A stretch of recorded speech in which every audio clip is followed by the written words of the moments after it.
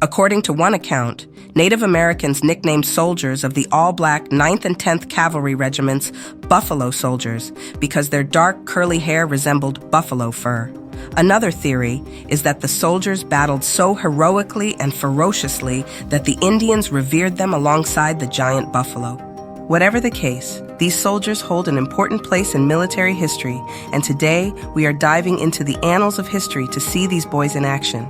So let us begin.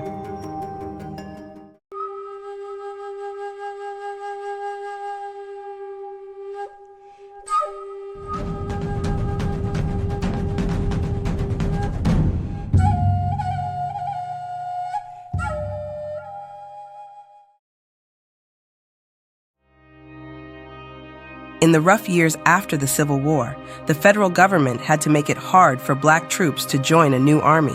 The Army made a very important choice in 1866 when it got rid of the U.S. colored troops and replaced them with the 9th and 10th Cavalry Regiments, the 24th and 25th Infantry Regiments, and other groups. A national rallying cry got a lot of black men to join these battalions. This included former slaves and Civil War veterans. In no time, these brave guys made up almost 20% of the Army. In the Spanish-American War and the westward expansion, the four companies that made up the Buffalo Soldiers changed history in ways that will never be erased. A country that was struggling with racism didn't fully recognize their amazing achievements for decades, even though they were the best. The Buffalo troops didn't give up, though. They changed the Army and society in big ways, and they made it easier for black troops to join. As part of its goal after the war, the Army had to rebuild and take over the South. This put them in a tough spot. A lot of people, especially in the South, were very against the idea of armed black troops. The Army had to send black troops west of the Mississippi River to put down any possible rebellions. At the same time that the United States got involved with Native American tribes, the Indian Wars began. This happened as waves of settlers rushed west along trade and rail lines built before the war. Even with everything going on, the Buffalo Soldiers stood strong to protect the growing territory. These regiments were very important to the westward expansion because they were sent to protect towns, build forts, map out new routes, guard mail passes, and even herd cattle. 3 of the 4 units fought in the Indian Wars in the West. The 9th and 10th Cavalry took the most damage. In more than 150 battles against Native American groups, these brave soldiers stood out and earned a total of 17 Medals of Honor for their bravery on the battlefield.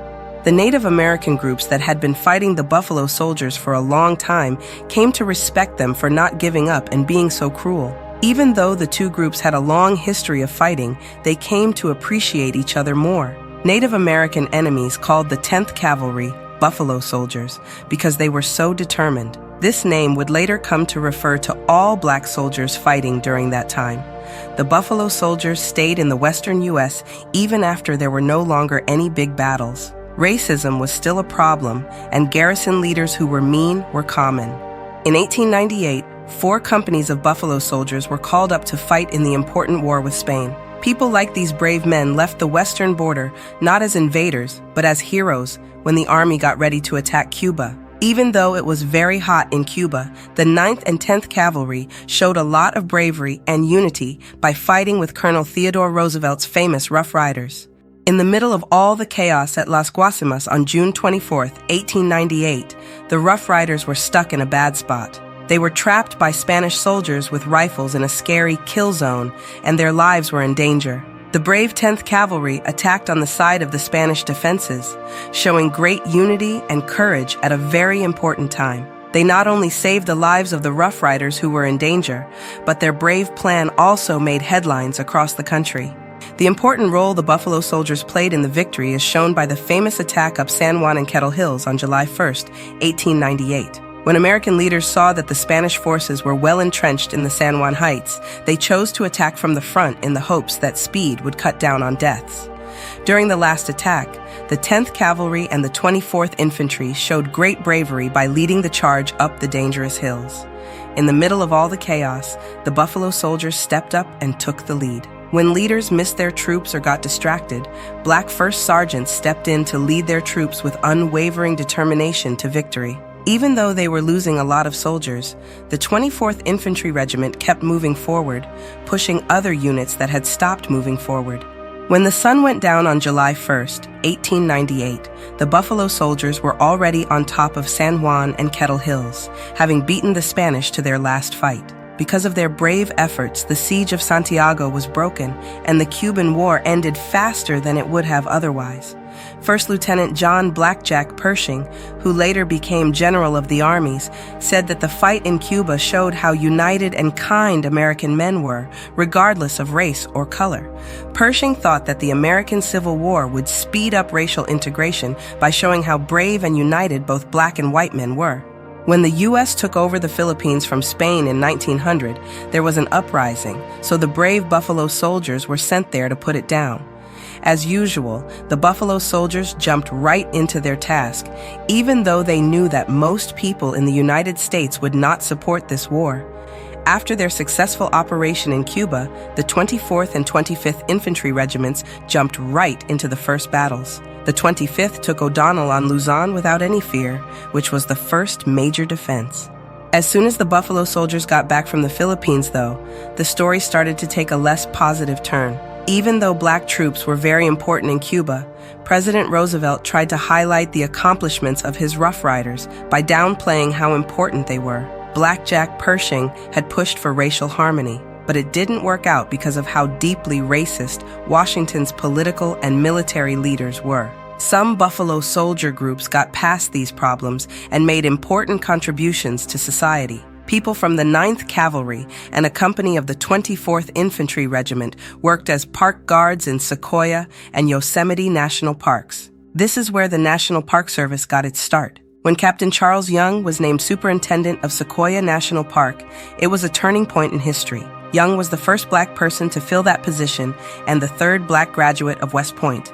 The park rangers' unique uniforms, which include the symmetrical Montana peak and the Stetson hat, a relic from the Buffalo Soldiers' time in Cuba, show how the soldiers' memory lives beyond the battlefield.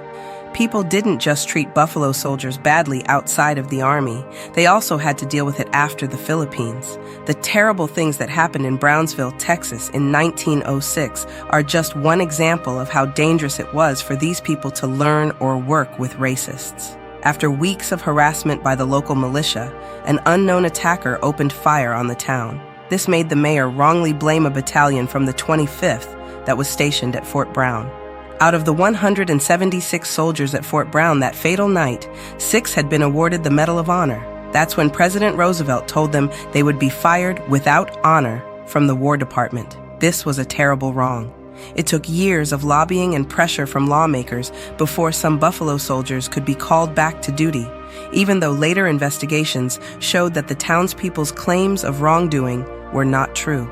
It was President Nixon's intention to make things right for these brave service members by changing all releases to honorable in 1972. When President Woodrow Wilson took office in 1912, Jim Crow laws and government segregation came back. This was a dark time for the Buffalo Soldier service. The 9th and 10th Cavalry were stationed on the border between the United States and Mexico. While there, they got involved in General Pershing's search for Pancho Villa, the Mexican rebel who had led the famous attack on Columbus, New Mexico in 1916. During this dangerous search, the brave 10th Cavalry saved the 13th Cavalry from a deadly attack by 600 Mexican rebels. There was still racism and segregation in the lives of the Buffalo Soldiers, even though World War I was getting closer. This was a group that was known for its unwavering dedication and invaluable services. President Wilson's choice to create the Black 92D and 93D infantry divisions instead of the Buffalo Soldiers when the U.S. joined the war caused a lot of debate. On the other hand, these sections were mostly used as work groups instead of fighting groups. In the spring of 1917, while the country was just entering the war, the U.S. military sought to take advantage of Houston's advantageous climate and the newly completed Houston Ship Channel. In Harris County, construction began on what would become Camp Logan and Ellington Field, 2 military sites. The Illinois National Guard was stationed at Camp Logan, on the outskirts of Houston. The U.S. Army deployed the 3rd Battalion of the Black 24th United States Infantry from New Mexico to Houston on July 27, 1917, to supervise construction. Along with 7 white officers, these soldiers encountered a challenging atmosphere marked by intense racism, which contradicted their expectations of equitable treatment as military personnel. Black soldiers experienced everyday challenges to their dignity as a result of obvious racial discrimination from the moment they arrived. The local police frequently harassed them, and they were thrown racial epithets while forced to sit in the back of streetcars. This approach was not only disappointing, but it also exacerbated tensions in the neighborhood. On August 23, 1917, a riot erupted in response to the brutal police attack on Black military police officer Corporal Charles Baltimore. Tragically, approximately 100 armed Black soldiers descended on the city following this incident, resulting in a deadly fight and multiple casualties.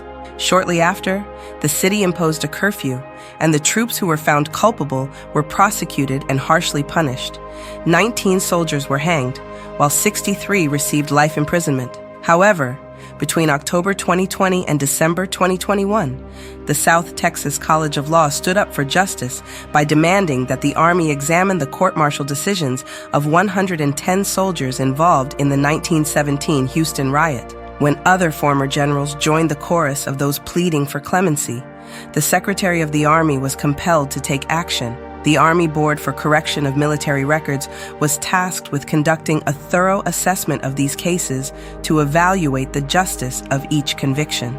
Following a careful investigation, the board discovered substantial flaws in the initial proceedings and determined that they were inherently unfair. As a result, all convictions should be overturned, as the board members unanimously agreed. They advocated revising the affected troops' military records to honorable. This verdict was a landmark moment in making reparations for a long-standing wrong, finally recognizing the worth and dignity of the troops.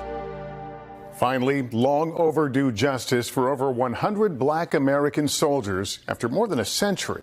Here's Priscilla Thompson. Honor restored to the 110 men of the all-Black 24th Infantry's 3rd Battalion, more than a century after the Army convicted them of murder, mutiny, and assault, executing 19. Among them, Private First Class Thomas C. Hawkins. Jason Holt's uncle. What does today mean to you? Justice. And we don't know what he would have been, but that was all taken away. The regiment arrived in the Jim Crow South in July 1917. On August 23rd, a Black corporal was reportedly shot at and beaten by police. The soldiers were told a mob was coming. Threats spurred a group of more than 100 Black soldiers to seize weapons and leave camp, thinking that they were marching in their own self-defense. Melee ensued. 19 people died. Most were white. 110 Black soldiers eventually stood trial. All were convicted. Now, with the Army setting aside these convictions. Today, the U.S. Army issued honorable discharges, making their survivors eligible for benefits. Never too late to correct an injustice, and that overturning these court-martials was the right thing to do.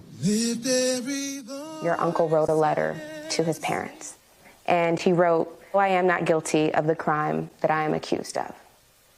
He demonstrated courage, he demonstrated conviction, he demonstrated how he was sticking to certain principles. Priscilla Thompson, NBC News, Houston.